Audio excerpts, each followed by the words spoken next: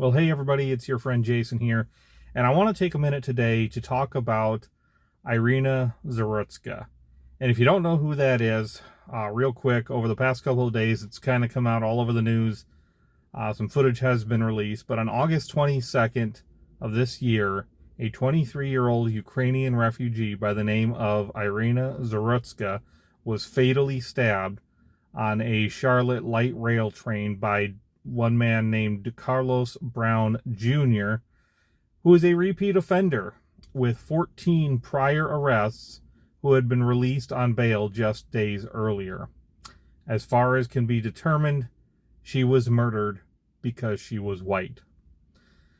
Now, video footage, like I said, has been released of this incident, showing the poor girl's last moments of shock and terror before she places her face in her hands and begins to cry silently before she slumps over to the floor and dies as she bleeds out, while other passengers sit there and do absolutely nothing.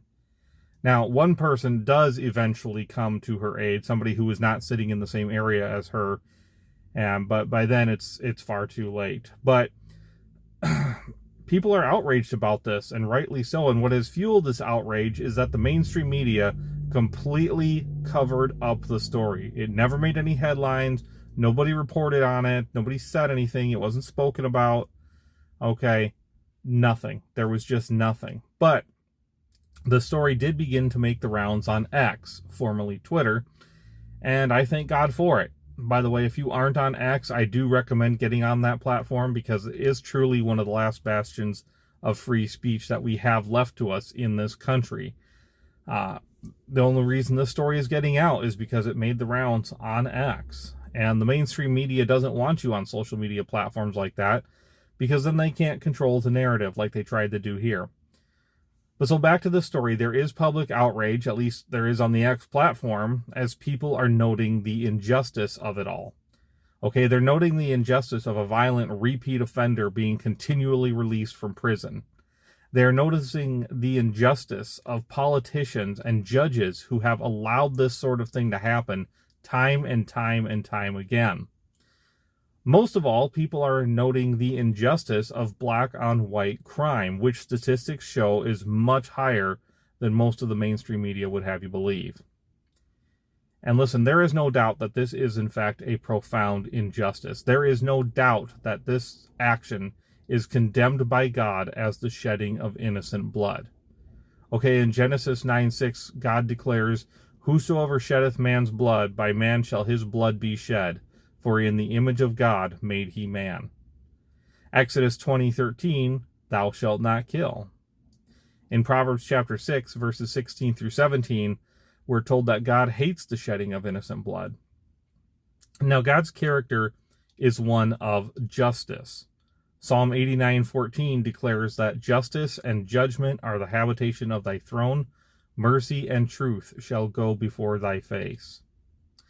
The outrage expressed by many towards Zarutska's murder can be understood biblically as righteous anger when it aligns with God's attitude towards sin and injustice.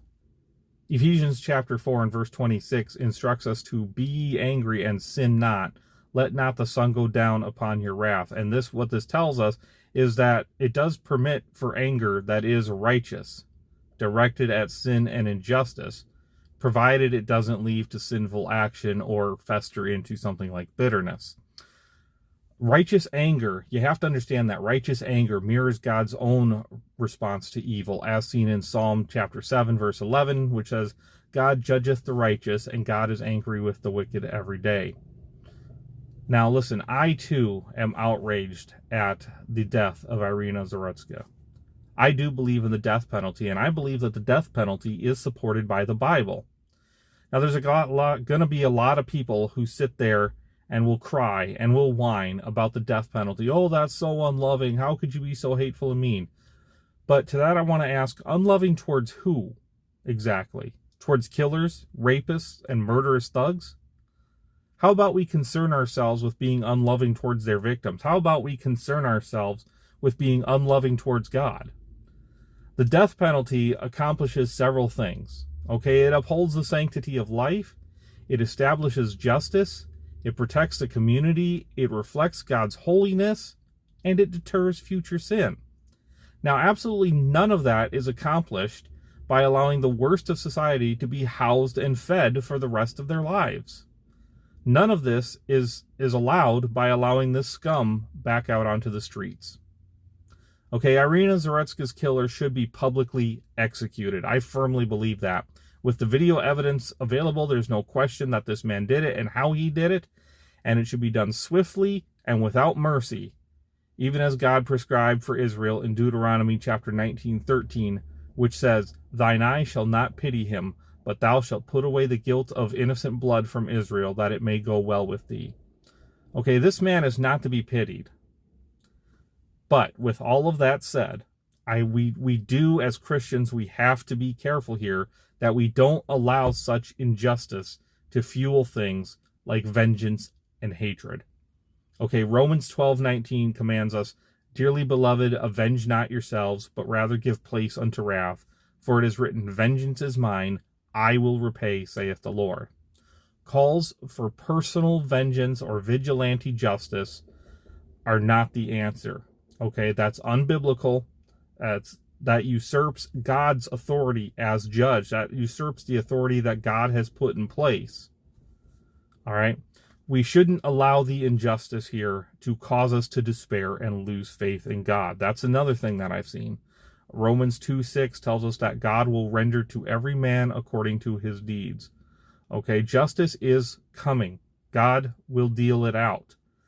So go ahead, be outraged by this. We should be. Be angry about this. We should be. Demand that politicians and the media and society as a whole are held to a higher standard, but just be careful that we don't turn this inward. Don't let it fester and grow into bitterness towards God or man. Okay, do let this be a watershed moment in America. Absolutely.